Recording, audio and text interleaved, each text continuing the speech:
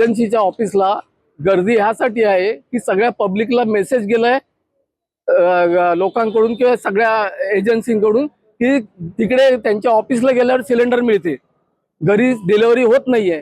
त्यामुळे जो तो पब्लिक आहे ना इकडे येऊन सिलेंडर रिकामा घेऊन येतो आणि इकडून मिळतो. मग मी त्या यांच्या ऑफिसला विचारलं की बाबा सिलेंडर ऑनलाईन मिळणार की नाही. ते म्हणाले मिळणार, पण टेम्पो येईल तेव्हा.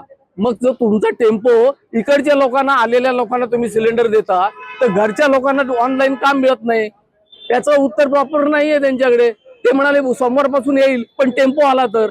मग जर टेम्पो येतो म्हणून इथल्या लोकांना मिळतो ना इथे आल्यावर ऑफिसला, ती त्यांच्याकडून मिळणारी जी माहिती आहे ना ती सगळ्या लोकांना समाधान होईल अशी माहिती नाहीये. मिसअंडरस्टँडिंग होते त्यांच्या स्टाफमुळे.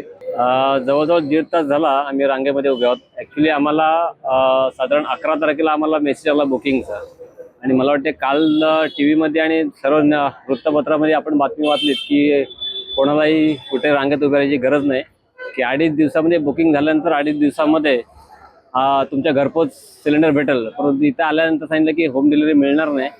त्याच्यामुळे फक्त तुम्ही इथे घेऊन या, तुम्हाला इथे घरपोच डिलिव्हरी भेटणार नाही. फक्त तुम्हाला इथे आल्यानंतर नंबरमध्ये लागल्यानंतर तुम्हाला सिलेंडर भेटेल.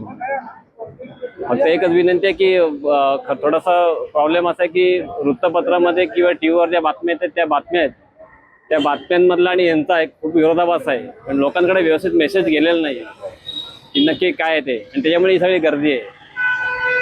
एकीकडे सरकार सांगते की बाबा स्टॉक भरपूर आहे सिलेंडरचा, कुठल्या प्रकारचा गॅसचा तुटवडा भासणार नाही, तरी सुद्धा लोक अजून लाईनमध्ये उभा आहेत.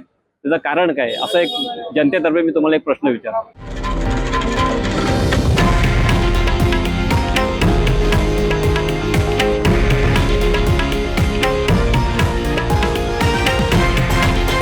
हे आहे देशातील नंबर 1 न्यूज नेटवर्क आणि आपण पाहत आहात TV9 मराठी, एकमेव.